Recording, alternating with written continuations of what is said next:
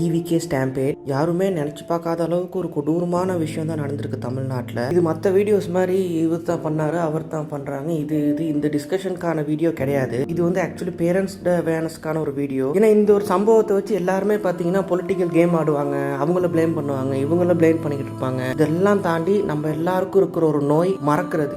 இன்னொரு விஷயம் நடந்துச்சுன்னா இதை மறந்துட்டு கடந்து போகிறோம். இப்படிலாம் இருக்கும்போது அந்த வலியும் வேதனையும் பெர்மனண்ட்டாக இருக்க போது அந்த ஒரு தாய்க்கோ தந்தைக்கோ மட்டும்தான். So parents please take responsibility. இது ஒரு பெரிய ஒரு கமிட்மெண்ட். குழந்தைங்கன்றது 25+ இயர்ஸ் ஆகிற எனக்கே சம்டைம்ஸ் வந்து ஹெல்ப் வேணும். எது நல்லது கெட்டதுன்னு சம்டைம்ஸ் நான் எங்கள் அப்பா அம்மாட்ட தான் போய் கேட்குறது. எவ்வளோ தான் மெச்சூர்டாக இருந்தாலும் எவ்வளோ தான் படிச்சிருந்தாலும் சம்டைம்ஸ் அப்பா அம்மாங்கிற விஷயம் தேவைப்படுவாங்க. அப்படி இருக்கும்போது குழந்தைங்களை யோசிச்சு பாருங்க, அவங்களுக்கு எது நல்லது சரி எதுன்னு தெரிய போறது இல்லை. அவங்கள பொறுத்த வரைக்கும் சம்டைம்ஸ் இது விஜய் தான் ஹீரோ, ரஜினிகாந்த் தான் ஹீரோ, பொலிட்டீஷியன் தான் ஹீரோவா இருக்கலாம். ஆனா நம்ம பேரண்ட்ஸ் ஆகிய நமக்கு கண்டிப்பா தெரிஞ்சிருக்கணும், எப்படி பார்த்தாலும் நம்ம தான் அவங்களுக்கு எப்பயுமே ஹீரோ. அவங்க ஏத்துக்கலையோ ஏத்துக்கிறாங்களோ, ஆனா எப்பயுமே நம்ம தான் ஹீரோ, நம்ம தான் ஹீரோ இருக்க போறோம். குழந்தைங்களை கிரௌடான இடத்துல கூட்டு போறதா இருக்கட்டும், அவங்கள இன்னுமே தனியா அனுப்புறதா இருக்கட்டும், அந்த மாதிரி விஷயங்களை தயவு செஞ்சு பேரண்ட்ஸ் வந்து அவாய்ட் பண்ணணும். நான் திருப்பி யாரையும் பிளேம் எல்லாம் பண்ணல. ஏன்னா நீங்க நியாயம் கேட்டு போனீங்கன்னா நடிகர்கள் அரசியல்வாதியை கை காட்டுவான், அரசியல்வாதி நடிகரை கை காட்டி இப்படிதான் கை காட்டிட்டு இருப்பாங்க. எந்த ஒரு நியாயமும் கிடைக்க போறது. அதனால தான் சொல்றேன், நம்மளோட கடமை நம்ம பசங்களோட எதிர்காலம். நம்ம தான் நிறைய விஷயம் அவங்களுக்கு சொல்லிக் கொடுக்கணும், நம்ம தான் அவங்கள நிறைய விஷயத்துலேருந்து காப்பாற்றணும். ஒரு குழந்தைய